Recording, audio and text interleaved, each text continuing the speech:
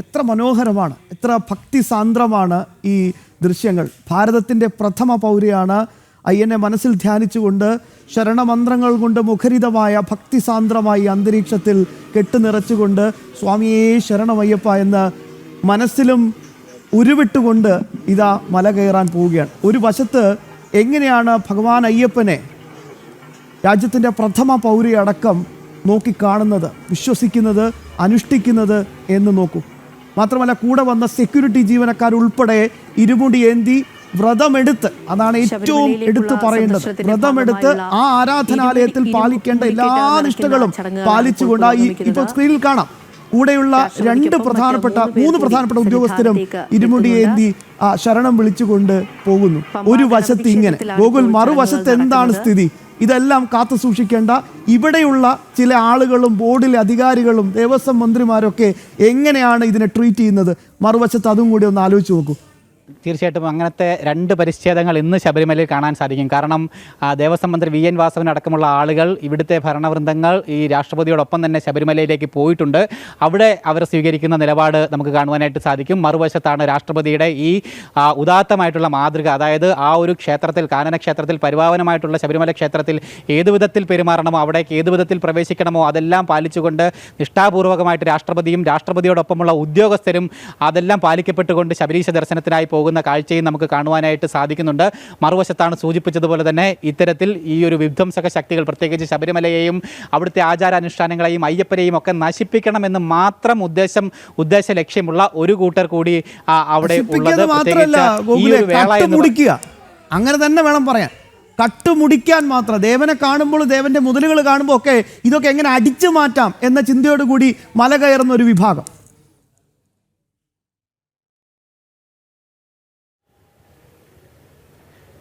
തീർച്ചയായിട്ടും അത് തന്നെയാണ് ഞാൻ സൂചിപ്പിച്ച് വന്നത്. അത് തന്നെയാണ്, അതായത് അയ്യപ്പൻ്റെ സ്വർണ്ണമടക്കമുള്ള പവിത്രമായിട്ടുള്ള കാര്യങ്ങൾ, അല്ലെങ്കിൽ നമ്മൾ ഹൈന്ദവ വിശ്വാസികൾ പുണ്യപവിത്രമായിട്ട് കരുതുന്ന ഓരോ വസ്തുക്കളും അവിടെ നിന്നും കട്ടുകൊണ്ടു പോകുന്നതാണ്. കൊള്ളയാണ് അവിടെ ശബരിമല കേന്ദ്രീകരിച്ച് നടക്കുന്നത്. ആ ഒരു ഉദ്ദേശ ലക്ഷ്യം മാത്രമുള്ള ഒരു വിഭാഗത്തിൻ്റെ കയ്യിലുള്ള ഒരു ക്ഷേത്രത്തിൽ, ഭരണത്തിൽ നിൽക്കുന്ന ഒരു ക്ഷേത്രത്തിലാണ് ഇത്തരത്തിൽ ആചാരപൂർവ്വമായിട്ടുള്ള ഒരു സന്ദർശനത്തിനായിട്ട് രാഷ്ട്രപതി എത്തുന്നത്.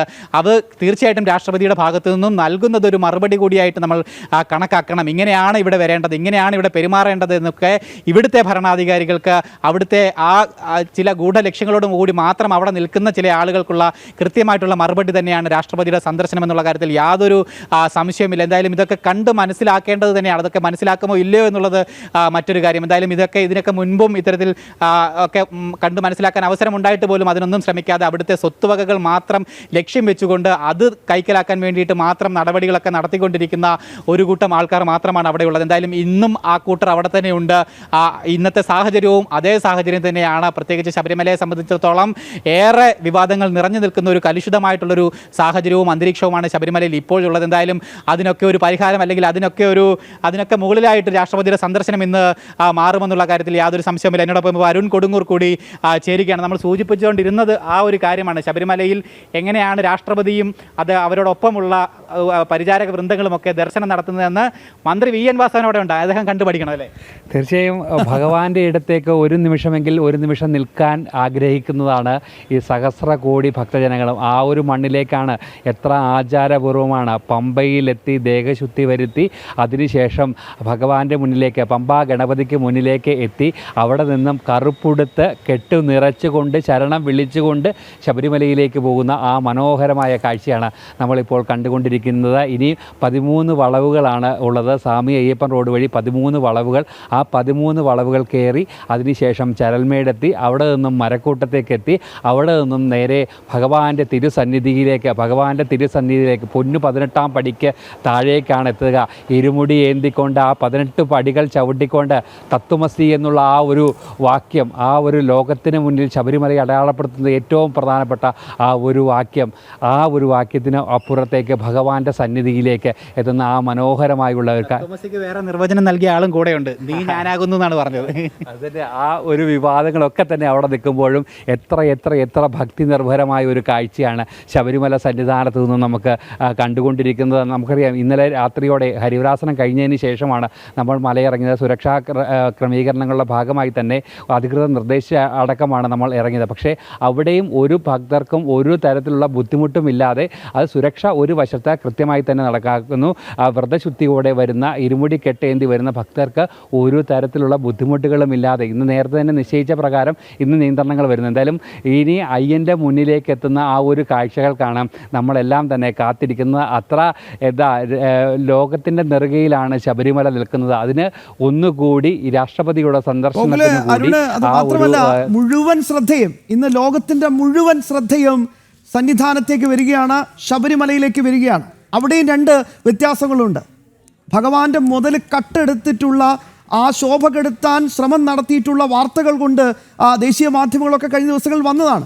പക്ഷേ നോക്കൂ, ഇവിടെ ഭാരതത്തിൻ്റെ പ്രഥമ പൗരയടക്കം മനസ്സിൽ അയ്യനെ മാത്രം, ശരണമന്ത്രം മാത്രം ഉരുവിട്ടുകൊണ്ടാണ് ഇപ്പോൾ മല കയറുന്നത്. 13 വളവുകൾ താണ്ടി ചരൽമേട് കയറി മരക്കൂട്ടം വഴി ഇതാ ശരണം വിളിച്ച് നമ്മുടെ രാഷ്ട്രപതി ഇപ്പോൾ മല കയറിക്കൊണ്ടിരിക്കുകയാണ്.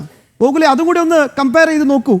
ഒരു വശത്ത് ഈ രീതിയിലുള്ള കട്ട് കൊണ്ടുപോകുന്ന കാട്ടുകൊള്ളയുടെ വാർത്തകൾ മനഃപൂർവ്വം സൃഷ്ടിക്കപ്പെടുന്ന, ഒരു വശത്ത് മുതൽ കക്കുക, മറുവശത്ത് ഈ ശബരിമലയെ തന്നെ തകർക്കാനുള്ള ഒരു ശ്രമം, ഗൂഢശ്രമം നടത്തുക, മറുവശത്ത് ഇതാ ഇങ്ങനെയുള്ള വലിയ രീതിയിലുള്ള നന്മയുടെ സന്ദേശം കൂടി വരികയാണ്. അപ്പോൾ സ്വാഭാവികമായിട്ടും ഇതാണ് സനാതനധർമ്മം. എത്രയൊക്കെ ഇല്ലാതാക്കാൻ ശ്രമിക്കുന്നുവോ അത്രയും ശക്തിയെടുത്തത് തിരിച്ചു വരുമെന്ന് തന്നെയാണ് ഇവിടെ രേഖപ്പെടുത്തുന്നത്. ഗോകുൽ. ശ്യാമ, അതിൽ ഈ സമയത്ത് നമുക്ക് ഓർമ്മ വരുന്ന രണ്ട് പ്രധാനപ്പെട്ട കാര്യങ്ങളുണ്ട്. ഈ മകരവിളക്ക് ദിവസം അത് ശബരിമലയിൽ നിൽക്കുക എന്നത് ഈ കോടാനുകോടി വരുന്ന അയ്യപ്പ ഭക്തർക്ക് അത് ജീവിതത്തിലെ അവിസ്മരണീയമായ അനുഭവമാണ്. പൂർവ്വജന്മ സുഹൃതമുണ്ടെങ്കിൽ മാത്രമേ ആ ഒരു നിമിഷം ശബരിമലയിൽ നിൽക്കാൻ കഴിയൂ എന്നാണ്. പക്ഷേ നേരത്തെ ദൗർഭാഗ്യവശാൽ എത്തിയ രണ്ട് മന്ത്രിമാർ, നമ്മുടെ സ്വന്തം കേരളത്തിൻ്റെ സ്വന്തം രണ്ട് മന്ത്രിമാർ ആ പുണ്യമായ സങ്കേതത്തിലേക്ക്, ഭഗവാന്റെ തങ്ക തിരുകോവിലിന് മുന്നിലേക്ക്, ആ തിരുഭാഭരണം ചാർത്തിയുള്ള ദീപാരാധനയ്ക്ക് ശേഷം നിൽക്കുന്ന കാഴ്ചകൾ നമ്മൾ ആ സമയം കണ്ടതാണ്. ആ സമയത്ത് തന്നെയാണ് ഇവിടെ രാജ്യത്തിൻ്റെ രാഷ്ട്രപതി ആ ഒരു ഇരുമുടി കേട്ടേന്തി തങ്ങളുടെ വിശ്വാസം അത് നെറുകയിൽ ചാർത്തിക്കൊണ്ട് ആ ഭഗവാന്റെ സന്നിധിയിലേക്ക് പോകുന്ന ആ മനോഹരമായ കാഴ്ച കൂടി നമുക്ക് കാണേണ്ടിയിരിക്കുന്ന. വിവാദ വിഷയങ്ങളൊക്കെ തന്നെ ശബരിമലയുടെ വിശ്വാസത്തിന് ആ കോട്ടം വരുത്തുന്ന രീതിയിലേക്ക് മുന്നോട്ട് പോകുന്നു. പക്ഷേ അടിയുറച്ച് വിശ്വസിക്കുന്ന ഭക്തരെ സംബന്ധിച്ചോളം അതെല്ലാം അവർ സമർപ്പിക്കുന്നത് ഭഗവാനിലേക്കാണ്, ഭഗവാന്റെ സന്നിധിയിലേക്കാണ്, ഭഗവാന്റെ കാൽക്കലേക്കാണ്. അതിനുള്ള മറുപടിയൊക്കെ തന്നെയും ഭഗവാൻ നൽകുമെന്നുള്ള ഉറച്ച വിശ്വാസമാണ് ഭക്തർക്കൊക്കെ ഉള്ളത്. അതൊക്കെ തന്നെയാണ് കാണുന്നത്. 2018 ആ ഒരു വർഷത്തിനേറെ പ്രത്യേകതയുണ്ട്. ആ ഒരു വർഷം തന്നെയാണ് ഇപ്പോൾ വന്ന ഒരു വലിയ സംഭവ വികാസങ്ങളുടെ എല്ലാം തന്നെ പ്രഭവ കേന്ദ്രം എന്നുകൂടി നമുക്ക് പറയേണ്ടിയിരിക്കുന്നു. എന്തായാലും ഏറ്റവും പ്രധാനപ്പെട്ട അപ്ഡേറ്റുകൾ നമുക്ക് ഏറ്റവും വേഗത്തിൽ തന്നെ നൽകാൻ കഴിയും. എന്തായാലും ഇനി ഈ 15-20 മിനിറ്റിനുള്ളിൽ ശബരിമല സന്നിധാനത്തേക്ക് രാഷ്ട്രപതി 18ാം പടി കയറി ഭഗവാന്റെ തിരുമുന്നിലേക്ക് ഏറ്റവും പ്രധാനപ്പെട്ട ഒരു ചടങ്ങിന് കൂടി സാക്ഷിയായി, ഇന്നത്തെ ഉച്ചപൂജയ്ക്ക് കൂടി സാക്ഷിയായതിനു ശേഷമായിരിക്കും മലയിറങ്ങുക. ഗൂഗിൾ. തീർച്ചയായിട്ടും അത് തന്നെയാണ് നമ്മൾ സൂചിപ്പിച്ച് വന്ന കാര്യങ്ങൾ. അതാണ് ശബരിമലയെ എപ്പോഴൊക്കെ ആരൊക്കെ തൊട്ട് കളിച്ചിട്ടുണ്ടോ അവരൊക്കെ വിവരം അറിഞ്ഞിട്ടുള്ള ചരിത്രം മാത്രമേ ഈ നാട്ടിലുള്ളൂ. എന്തായാലും ഇപ്പോഴുണ്ടായിട്ടുള്ള ഈ വിവാദങ്ങൾക്കും ഈ ഒരു സംഘർഷ കലുഷിതമായിട്ടുള്ള അന്തരീക്ഷത്തിനും ഒക്കെ തന്നെ കൃത്യമായിട്ടുള്ള മറുപടി സ്വാമി അയ്യപ്പൻ തന്നെ നൽകുമെന്നുള്ള കാര്യത്തിൽ യാതൊരു സംശയവുമില്ല. ശബരിമലയെ അത്തരത്തിൽ വിവാദ കേന്ദ്രമാക്കി മാറ്റാൻ വേണ്ടി നടക്കുന്ന ഗൂഢശ്രമങ്ങളെയൊക്കെ പൊളിച്ചെഴുതുന്ന രീതിയിലുള്ള നടപടികൾ ഈ നാട്ടിൽ ഉണ്ടായിക്കൊണ്ടേ ഇരിക്കുമെന്നുള്ള കാര്യം അത് വസ്തുതയാണ്. എന്തായാലും ഇന്നത്തെ രാഷ്ട്രപതിയുടെ സന്ദർശനവും ആ നിലയ്ക്ക് മാത്രമേ നമുക്ക് വിലയിരുത്തുവാനും വിശേഷിപ്പിക്കുവാനും സാധിക്കുകയുള്ളൂ. കാരണം ഏറ്റവും അനുയോജ്യമായിട്ടുള്ള ഒരു സന്ദർഭത്തിൽ, ഒരു മുഹൂർത്തത്തിൽ തന്നെയാണ് രാഷ്ട്രപതിയുടെ സന്ദർശനം ശബരിമലയിലേക്ക് ഉണ്ടായിരിക്കുന്നത് എന്നുള്ളത് തന്നെയാണ്. ശബരിമലയെ സംബന്ധിച്ച് പലർക്കും ഒരു പാഠമായി തന്നെ രാഷ്ട്രപതിയുടെ സന്ദർശനം മാറുമെന്നുള്ള കാര്യത്തിൽ യാതൊരു സംശയമില്ല. കാരണം ശബരിമല ആ ക്ഷേത്രത്തിൽ പാലിക്കേണ്ട മര്യാദകൾ, അപ്പോൾ ആ ക്ഷേത്രത്തിൻ്റേതായിട്ടുള്ള വിശേഷങ്ങൾ അല്ലെങ്കിൽ ആ ക്ഷേത്രത്തിൻ്റേതായിട്ടുള്ള ആചാരാനുഷ്ഠാനങ്ങൾ അതൊക്കെ ഏത് രീതിയിൽ പാലിക്കണമെന്നുള്ള കാര്യം പലർക്കും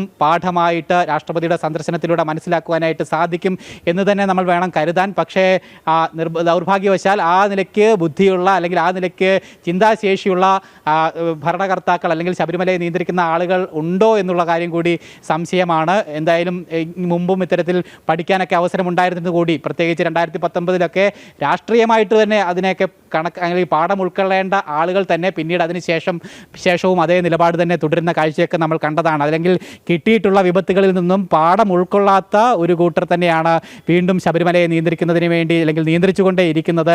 അതിനുശേഷവും അവിടെ നിന്നുള്ള അമൂല്യമായിട്ടുള്ള സ്വത്തുവകകളൊക്കെ കട്ടെടുത്ത് കൊണ്ടുപോകുന്ന വാർത്തകളും കാഴ്ചകളും ഒക്കെ നമ്മൾ നിരന്തരമായിട്ട് കണ്ടുകൊണ്ടേയിരിക്കുന്നൊരു സാഹചര്യം കൂടിയിട്ടാണ്. എന്തായാലും ഇതിനൊക്കെ കൃത്യമായിട്ട് മറുപടി പറയേണ്ടതായിട്ടുള്ള സാഹചര്യം വീണ്ടും ഉരുത്തിരിഞ്ഞുകൊണ്ടേ തന്നെ ഇരിക്കും. എന്തായാലും അതിനൊക്കെയുള്ള ഒരു വഴിമരുന്നായിട്ട് രാഷ്ട്രപതിയുടെ സന്ദർശനം മാറട്ടെ എന്ന് നമ്മൾ പ്രത്യാശിക്കുകയാണ്. ഒപ്പം രാഷ്ട്രപതിയുടെ ഈ സന്ദർശനത്തിൽ അത് കേവലം ഒരു സന്ദർശനം മാത്രമായി മാറുമോ എന്നുള്ള കാര്യം നമുക്ക് കണ്ടറിയേണ്ടതാണ്. കാരണം രാഷ്ട്രപതി അവിടെ എത്തി ദർശനം നടത്തുന്ന വേളയിൽ ഒപ്പം അതോടനുബന്ധമായിട്ടുള്ള കഴിഞ്ഞ ദിവസങ്ങളിലടക്കം BJP-യുടേതായാലും മറ്റ് സംഘടനകളുടെയൊക്കെ ആൾക്കാരൊക്കെ രാഷ്ട്രപതിയോടൊപ്പമുണ്ട്. അവരെ ഒക്കെ ശബരിമലയുടെ യഥാർത്ഥ സാഹചര്യം കൃത്യമായിട്ട് വിവരിച്ചിട്ടുണ്ടാകും. പ്രത്യേകിച്ച് കേരളത്തിൻ്റെ ഗവർണർ അടക്കമുള്ള ആളുകൾ രാഷ്ട്രപതിയോടൊപ്പം തന്നെയുണ്ട്. കൃത്യമായിട്ട് ശബരിമലയിലെ നിലവിലെ സാഹചര്യമൊക്കെ അവർ കൃത്യമായിട്ട് രാഷ്ട്രപതി ദ്രൗപദി മുർമുവിന് മുൻപിൽ വിവരിച്ചിട്ടുണ്ടാകാം ഇതിനോടകം തന്നെ എന്നുള്ള കാര്യം നമ്മൾ മനസ്സിലാക്കണം. ഒരുപക്ഷെ ആ രീതിയിലുള്ള കാര്യങ്ങളൊക്കെ ശബരിമലയിൽ എന്തൊക്കെയാണ് നടക്കുന്നത്, എങ്ങനെയൊക്കെയാണ് അവിടുത്തെ ഇടപെടലുകൾ ഈ സർക്കാരിൻ്റെ ഭാഗത്തു നിന്നുണ്ടാകുന്നത് എന്നുള്ള കാര്യങ്ങളിലൊക്കെ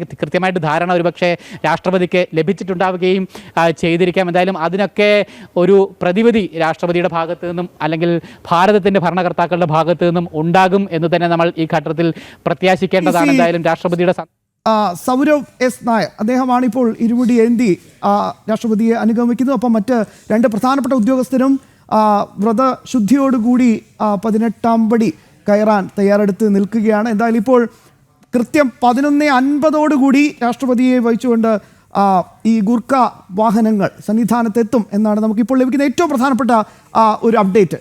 ഗോകുൽ, അപ്പോൾ അരുൺ, ഒരുപാട് തവണ നമ്മളെയൊക്കെ ഏറ്റവും വലിയ ഭാഗ്യമാണ് സന്നിധാനത്ത് നിന്ന് റിപ്പോർട്ട് ചെയ്യുക. വാർത്തയ്ക്ക് വേണ്ടി നമ്മൾ അത്രയും ആരാധിക്കുന്ന ഒരുപാട് ഒരു സമയം ഒരു കുറച്ച് സമയമെങ്കിലും ഒന്ന് സന്നിധാനത്ത് നിൽക്കാൻ കൊതിക്കുന്ന ഒരു മനസ്സുമായാണ് നമ്മളെല്ലാവരും അവിടെ പോയി റിപ്പോർട്ട് ചെയ്യുന്നത്. അപ്പോൾ സ്വാഭാവികമായിട്ടും ഒന്ന് ആലോചിച്ച് നോക്കൂ അരുൺ, ഗോകുൽ, എന്തായിരിക്കും രാജ്യത്തിൻ്റെ പ്രഥമ പൗരയുടെ പ്രാർത്ഥന? അതും കൂടി നമ്മൾ തീർച്ചയായും എടുത്ത് പറയേണ്ടല്ലോ. ഈ രാജ്യത്തിൻ്റെ അഭിവൃദ്ധി, ആത്മനിർഭർ ഭാരതത്തിൽ സ്വത്ത് മനസ്സിലാക്കി മുന്നോട്ട് പോകുന്ന രാജ്യത്തിൻ്റെ മുന്നേറ്റം, ഒരുപക്ഷെ ദ്രൗപദി മുർമു എപ്പോഴും എവിടെയും അവർ എപ്പോഴും പറയുന്ന വാക്കുകൾ ഇതായിരിക്കും. അപ്പോൾ സ്വാഭാവികമായിട്ടും കാനനവാസനോട് ഇരുമുടിയേന്തി മനസ്സിൽ ശരണമന്ത്രങ്ങൾ ഉരുവിട്ടുകൊണ്ട് 18ാം പടി ചവിട്ടുമ്പോഴൊക്കെ ആ മനസ്സിൽ ഇത് തന്നെയായിരിക്കും, ഉറപ്പല്ലേ?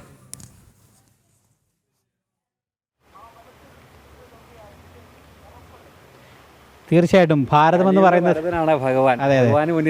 ഭാരതമെന്ന് പറയുന്നത് വലിയൊരു പരിക്രമണത്തിലൂടെ കടന്നു പോകുന്ന ഒരു കാലഘട്ടമാണ്. ഭാരതം വലിയ വികസന ലക്ഷ്യങ്ങളിലേക്ക് കുതിച്ചുകൊണ്ടിരിക്കുന്ന ഒരു കാലഘട്ടമാണ്. പരമമായ വൈഭവത്തിലേക്ക് ഭാരത രാഷ്ട്രം ഒന്നാകെ കുതിച്ചുകൊണ്ടിരിക്കുന്ന ഒരു വേളയിൽ തന്നെയാണ് ഇപ്പോൾ ഉള്ളത്. എന്തായാലും തീർച്ചയായിട്ടും രാഷ്ട്രപതിയുടെ പ്രാർത്ഥനയും ആ നിലയ്ക്ക് തന്നെയായിരിക്കാം, രാഷ്ട്രത്തിന് വേണ്ടിയിട്ട് തന്നെയായിരിക്കാം, രാഷ്ട്രത്തിലെ ജനങ്ങൾക്ക് വേണ്ടിയിട്ട് തന്നെയായിരിക്കാം.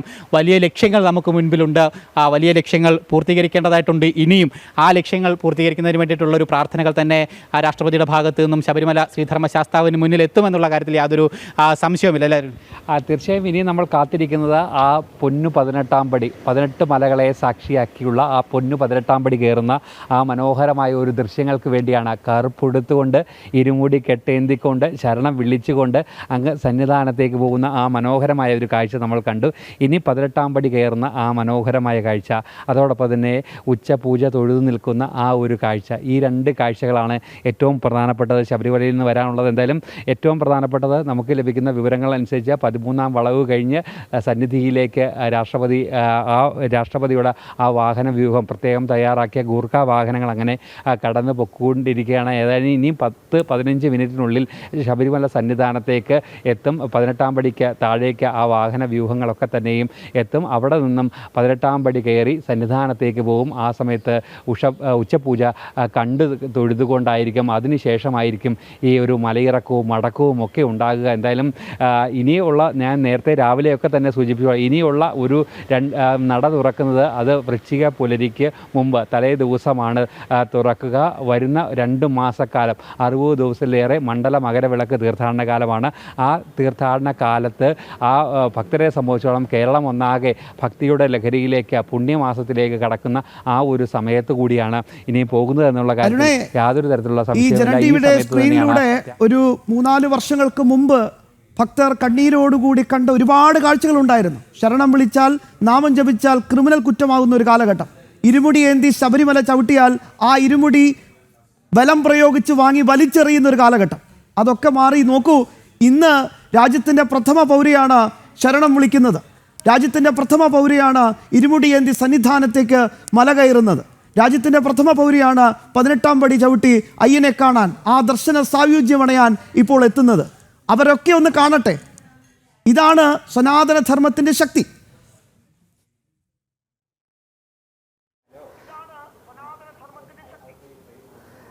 തീർച്ചയായും അതുതന്നെ. ശരണം വിളികൾക്ക് പോലും വിലക്കുണ്ടായിരുന്ന ഒരു സ്ഥലമാണ് ശബരിമല സന്നിധാനം എന്നുള്ളത്.